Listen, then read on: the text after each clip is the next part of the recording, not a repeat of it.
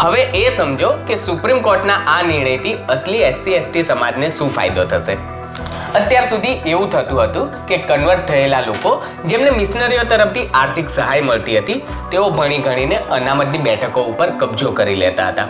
પરિણામે ગામડામાં બેઠેલો ગરીબ દલિત કે આદિવાસી યુવાન લાયક હોવા છતાં પણ પાછળ રહી જતો હતો.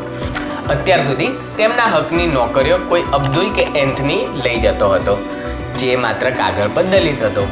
હવે આ ચુકાદાથી અસલી હકદારોને તેમનું સ્થાન મળશે. હવે સ્પર્ધા ઘટશે. જે લોકો છૂપો ધર્મ પાળે છે તેમના સર્ટિફિકેટ રદ થશે અને જે સીટો ખરેખર જેઓ હિન્દુ ધર્મમાં રહીને સંઘર્ષ કરી રહ્યા છે તેમને મળશે. આ ચુકાદો ધર્માંતરણના માર્કેટ પર સૌથી મોટી સર્જિકલ સ્ટ્રાઇક છે.